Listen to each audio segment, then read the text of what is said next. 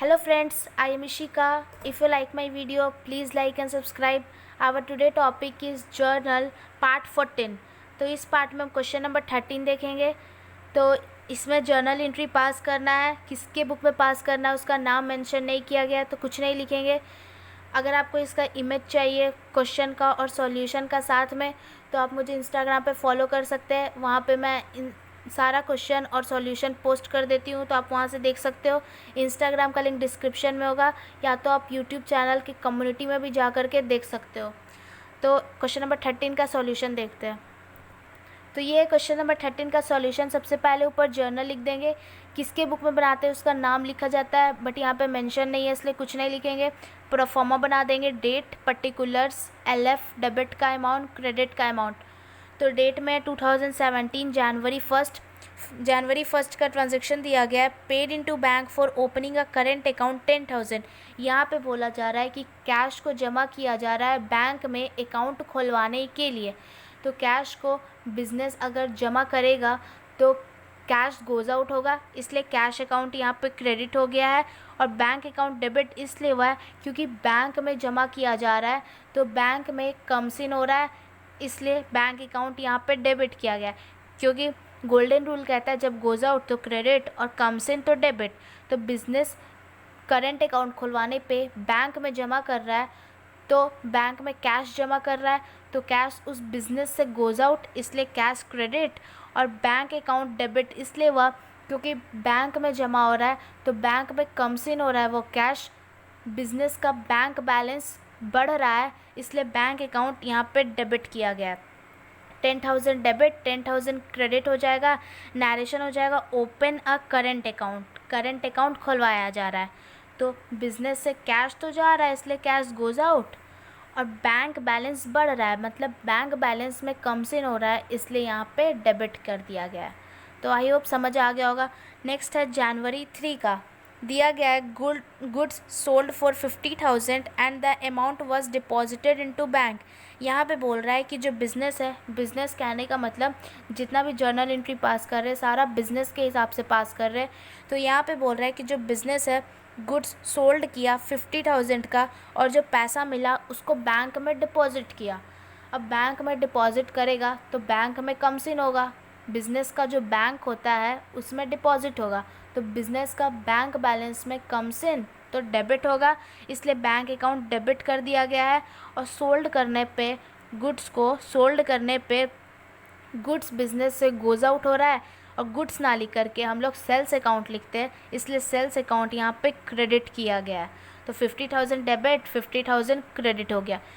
यहाँ पे कैश हो सकता था, बट यहाँ पे कैश इसलिए नहीं होगा क्योंकि जो पैसा मिला ना उसको डायरेक्टली डिपॉजिट कर दिया गया बैंक में, तो बैंक बैलेंस बढ़ेगा, बैंक में कमसिन होगा, इसलिए बैंक अकाउंट यहाँ पे डेबिट कर दिया गया है। आप इसको मॉडर्न रूल से भी समझ सकते हो, मैंने बहुत पहले वाले वीडियो में बताया था। अगर आपने मेरा स्टार्टिंग से वीडियो नहीं देखा है तो सारा वीडियो देख लेना, तो आपको बहुत अच्छे से समझ आएगा। वहाँ पे मैंने 2 रूल बताया था, एक गोल्डन रूल ऑफ जर्नल और एक मॉडर्न रूल ऑफ जर्नल। तो जो यहाँ पे बैंक अकाउंट है मॉडर्न रूल के हिसाब से ये एक एसेट्स की तरह काम कर रहा है, और एसेट्स जब इंक्रीज़ करता है तो उसको डेबिट करते हैं। तो बैंक अकाउंट तो एक एसेट्स हो गया, तो इससे भी आप कर सकते हो क्योंकि जो अमाउंट मिला उसको बैंक में डिपॉजिट करने पे बैंक बैलेंस इंक्रीज़, बैंक एक एसेट्स इंक्रीज़ तो उसको डेबिट करते हैं। तो नरेशन हो जाएगा being goods sold and amount deposited into bank. तो आई होप समझ आ गया होगा। आप कोई भी रूल से सॉल्व कर सकते हो, या तो गोल्डन रूल या तो मॉडर्न रूल, जो आपको ईजी लगे उससे आप कर सकते हो, कोई दिक्कत नहीं है, दोनों से सेम ही एंट्री पास होता है। सो नेक्स्ट देखते हैं। नेक्स्ट है जनवरी 7 का। दिया गया अमाउंट विदड्रॉन फ्रॉम बैंक 20,000। बोला जा रहा है कि बैंक से अमाउंट को या कैश को निकाला जा रहा है। अमाउंट मतलब कैश हो गया, बैंक से कैश को निकाला जा रहा है, तो कैश निकालने पे कैश कमसिन होगा, इसलिए कैश अकाउंट को डेबिट कर दिया गया है। और बैंक से निकाला जा रहा है तो बैंक गोज़ आउट होगा, इसलिए बैंक अकाउंट को यहाँ पे क्रेडिट कर दिया गया है। अमाउंट विड्रॉन का मतलब हो गया कि अमाउंट मतलब कैश निकाला जा रहा है बैंक से, तो कैश बैलेंस बढ़ा, कैश एक एसेट्स की तरह काम करता है, और एसेट्स जब इंक्रीज तो डेबिट, और बैंक से निकाला जा रहा है तो बैंक नाम का एसेट्स बिजनेस के लिए डिक्रीज़ हो रहा है, इसलिए बैंक अकाउंट यहाँ पे क्रेडिट हो गया है। गोल्डन रूल से अगर आप समझोगे तो अमाउंट निकालने पे बिजनेस में कैश कम्स इन, इसलिए डेबिट, और बैंक गोज़ आउट, बैंक से 20,000 गोज़ आउट होगा, इसलिए बैंक अकाउंट यहाँ पे क्रेडिट कर दिया गया है। नरेशन हो जाएगा being amount withdrawn from bank. Next है जनवरी 10, दिया गया है गुड्स सोल्ड फॉर कैश 15,000। यहाँ पे बोला जा रहा है गुड्स को बेचा जा रहा है कैश पे, तो कैश जब भी मेंशन हो तो उसके लिए एंट्री पास करेंगे, तो कैश अकाउंट लिखेंगे। गुड्स बेचने पे गुड्स गोज़ आउट होगा, क्योंकि बिज़नेस अगर किसी को गुड्स बेचेगा तो बिज़नेस से गुड्स गोज़ आउट, इसलिए क्रेडिट गुड्स ना लिख करके हम लोग डायरेक्टली सेल्स लिखते हैं।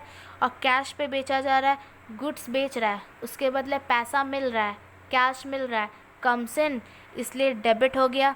तो एंट्री पास हुआ है cash account debit 15,000 to sales account 15,000 being goods sold for cash. Next है जनवरी 12 का, यहाँ पे बोल रहा है amount deposited into bank 12,000। Amount मतलब कैश बैंक में जमा किया जा रहा है, तो बैंक में जमा करने पे बैंक में कम्स इन हो रहा है 12,000, इसलिए बैंक अकाउंट यहाँ पे डेबिट हो गया। और डिपॉजिट करने पे बिज़नेस अगर कैश को डिपॉजिट करेगा, कैश को जमा करेगा, तो बिज़नेस से कैश जाएगा बैंक में जाएगा, तो बैंक बढ़ा इसलिए डेबिट, और कैश घटेगा, कैश गोज़ आउट होगा, इसलिए कैश अकाउंट यहाँ पे क्रेडिट कर दिया गया। क्योंकि कैश डिपॉजिट करने पे कैश गोज़ आउट होगा बिज़नेस से, इसलिए क्रेडिट, और बैंक में डिपॉजिट हो रहा है तो बैंक में कम्स इन हो रहा है 12,000, तो बैंक अकाउंट डेबिट हो गया। मॉडर्न रूल से अगर आप समझोगे तो कैश डिपॉजिट करेंगे बैंक में तो बैंक नाम का एसेट्स इंक्रीज़, इसलिए डेबिट, कैश नाम का एसेट्स डिक्रीज़, तो क्रेडिट। नरेशन हो जाएगा being cash deposited into bank. Next आप देख सकते हो लास्ट ट्रांजेक्शन है जो कि है जनवरी 14 का, दिया गया है goods purchased and payment made by cheque 25,000।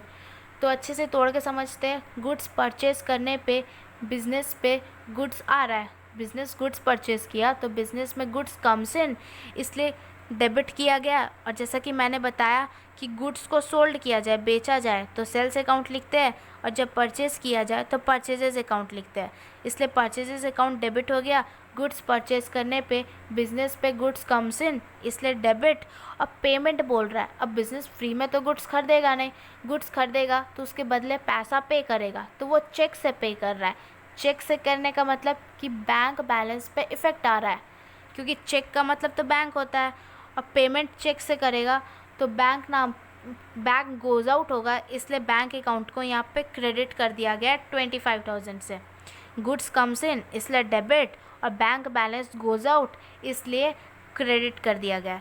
Modern rule से समझोगे तो गुड्स परचेज करने पे गुड्स नाम का एसेट्स इंक्रीज़ होगा, इसलिए डेबिट, और बैंक बैलेंस डिक्रीज़ होगा पे करने पे, तो बैंक एक एसेट्स की तरह काम करता है, एसेट्स डिक्रीज तो क्रेडिट। नरेशन हो जाएगा being goods purchased and payment made by cheque. I hope यहाँ तक आपको समझ आ गया होगा। लास्टली आप टोटल कर दो डेबिट का अमाउंट और क्रेडिट का अमाउंट, तो टोटल आ जाएगा 1,32,000 डेबिट, 1,32,000 क्रेडिट। तो आई होप क्वेश्चन नंबर 13 समझ आ गया होगा। नेक्स्ट क्वेश्चन नंबर 14 हम लोग नेक्स्ट पार्ट में देखेंगे। वीडियो अच्छा लगे तो लाइक करना और सब्सक्राइब करना भूलना नहीं, और कोई भी डाउट होगा तो आप कमेंट बॉक्स में भी पूछ सकते हो।